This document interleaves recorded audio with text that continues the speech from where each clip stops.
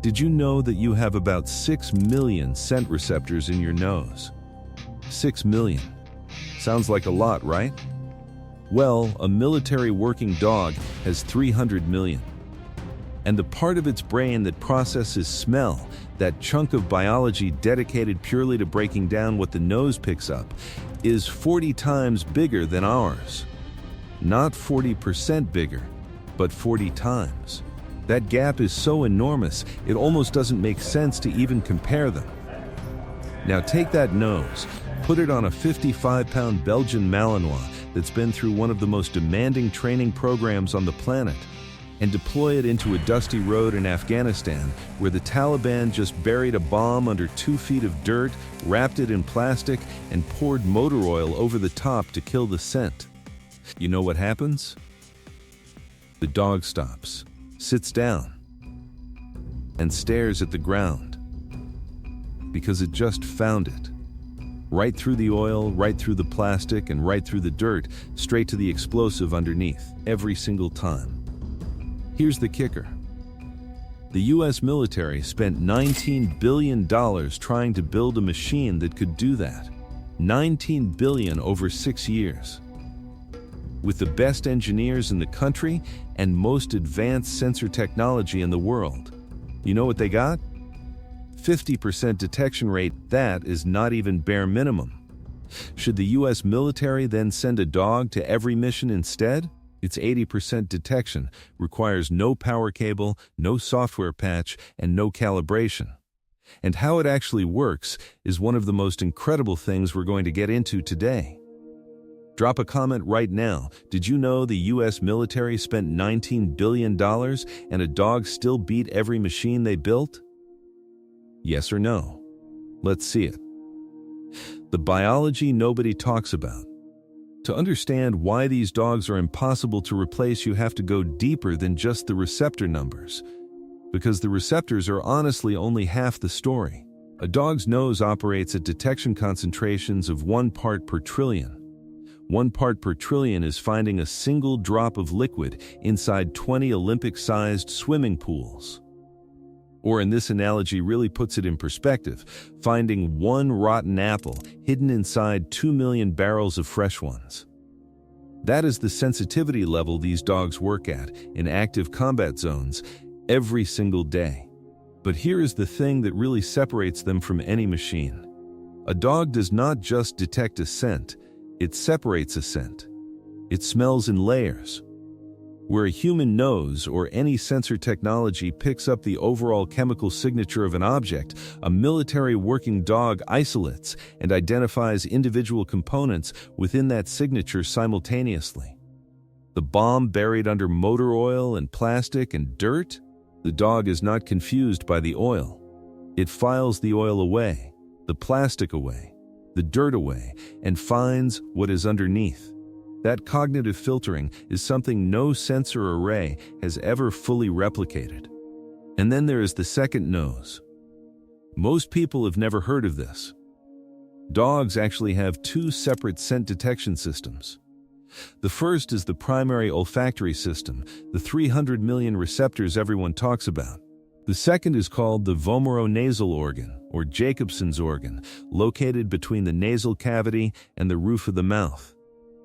This organ operates on a completely separate neural pathway. It responds to chemical compounds that have no detectable odor at all, compounds which are completely invisible to any conventional detection instrument on the market today. The nerves from this organ run directly to the brain's instinct center, which means a dog can detect and respond to certain chemical signatures before it has even consciously registered them. The alert happens before the decision. No machine replicates this. It is not a sensor that can be engineered. It is a biological structure that took tens of thousands of years of evolution to develop, and the United States military gets to use all of it every time one of these dogs goes to work. But here's what I really want to get into, because the biology is incredible. But what the US military did with it through training is even more impressive. The way they turn a puppy into a certified explosive detection operator, trusted with the lives of an entire patrol unit, is one of the most disciplined programs in American military history. And it starts with a toy. The training from toy to combat operator. The training of a military explosive detection dog does not start with explosives. It starts with a playing device, and that one decision is the psychological foundation everything else is built on. Early in training, a handler plays obsessively with the dog using one specific object, typically a white towel or rubber Kong. The dog develops an almost irrational drive for that toy. It becomes the most important thing in its world. Then, gradually, the toy is infused with a target odor, an explosive scent. The dog starts associating that smell with the toy, with the game, with the reward, and with the thing it loves most.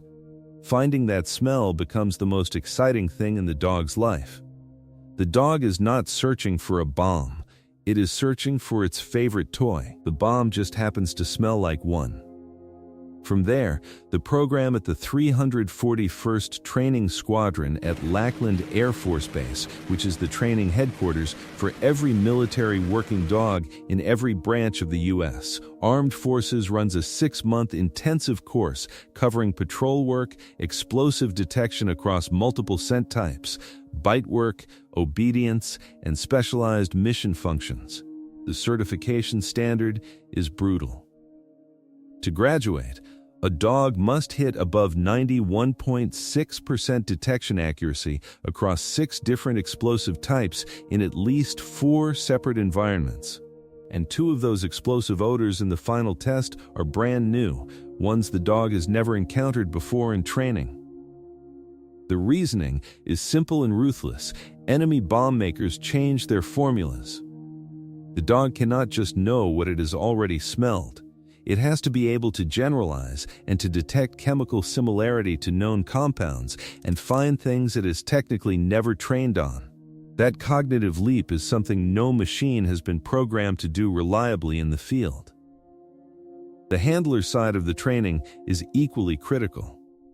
Handlers learn to read micro-behavioral cues, which is a slight hesitation in gait, a nose twitch, a shift in breathing rhythm, that signal the dog has hit a target odor before it performs its formal alert. In experienced teams, a skilled handler can sometimes identify the hit before the dog has even stopped moving. That communication, that unspoken language between a human and an animal, built over months of shared work, is its own force multiplier. It is not something you can download or update. Now I want to tell you about a dog named Eddie, because his story from Afghanistan in 2012 puts everything we just talked about into perspective in a way that no statistic ever could. And I promise, by the time I finish this story, you will understand exactly why these dogs are called heroes. Eddie, the dog that stopped 6 inches short. It was a hot day in Afghanistan in 2012. Staff Sergeant Shannon Hutto was on patrol with his military working dog Eddie, a Belgian Malinois, and a 13-member unit moving through a stretch of road that looked like every other stretch of road they had walked that week. Eddie stopped moving suddenly. He wouldn't go forward. Hutto, who had worked with Eddie long enough to know his cold body language, initially thought the dog was just being lazy in the heat. Then, he looked down at the ground in front of him. There was a homemade bomb partially buried in the dirt, 6 inches from Hutto's foot. A short time later on the same patrol, Eddie found a second device placed on a bridge the entire unit was about to cross. "I will be forever grateful to Eddie for saving my life," said Hutto at Eddie's retirement ceremony in 2014, where Eddie was honored with full military honors. That story is not unique. Across the wars in Iraq and Afghanistan, military working dog teams saved an incalculable number of American lives. There is no official database that tracks every bomb found in the nick of time and every patrol that came home because a dog stopped and refused to move. But every handler, Every soldier, every Marine who served alongside one of these animals knows. They always know. So if a dog is this effective, if it outperforms $19 billion worth of technology and saves entire patrol units in active combat, why does the military still try to keep it at peak performance? What happens when the nose has a bad day? The operational science behind managing a biological detector in a war zone is something most people have never thought about. Keeping the nose sharp operational science. Every honest conversation about military working dogs has to acknowledge the reality these are living animals. They get fatigued. They get stressed. Their accuracy can drop in extreme heat. Unlike a machine, you cannot recalibrate a dog or swap out a part that is underperforming. The United States military has built an entire operational science around managing exactly these variables, and it is part of what makes the American K-9 program the most effective in the world. Working sessions in active detection environments are kept to 20 to 30-minute intervals, followed by mandatory rest. This is not about being soft on the animal, it is about preserving detection precision. A fatigued nose produces more false alerts. More false alerts slow down operations and erode trust in the team. Short, focused sessions maintain the sharpness that mission success depends on. Temperature management is also critical in desert deployments. Handlers carry cooling vests, portable water, and are trained to recognize early signs of heat-related performance drop. The most intensive search work is scheduled into the cooler early morning hours whenever tactically possible. And throughout a dog's entire career, not just during initial training, regular maintenance sessions are run specifically to keep false alert rates low and detection confidence high. The standard does not drop after graduation. It is maintained every single week. Now here is the part of the story I think is the most overlooked and genuinely the most remarkable development in this entire field. The U.S. military has not just accepted that dogs beat machines. They have actually started using dogs to make machines better. What is happening right now in military detection research is something that is going to change everything, and the dog's nose is leading the way. Dogs teaching machines the future of detection. Researchers at Auburn University's K-9 Detection Research Institute have been scanning the brains of trained military detection dogs inside functional MRI machines, mapping exactly which neurons fire in the presence of specific explosive compounds. The goal is not to prove dogs are effective. Everyone already knows that. The goal is to understand the biological detection process well enough to engineer something that approximates it.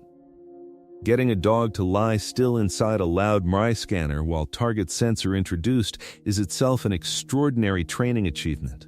But the neural maps produced from those sessions are giving scientists the most detailed picture ever assembled of how a biological nose processes scent at the molecular level, and that data is being directly applied to the calibration and sensitivity thresholds of next generation electronic detectors. The future the U.S. military is building is not dogs replaced by machines. It is dogs and machines operating together inside dual detection systems where the dog finds the target and the machine confirms it, dropping the false positive rate to near zero. The dog's biology leads. The machine validates. Together they are more reliable than either one alone.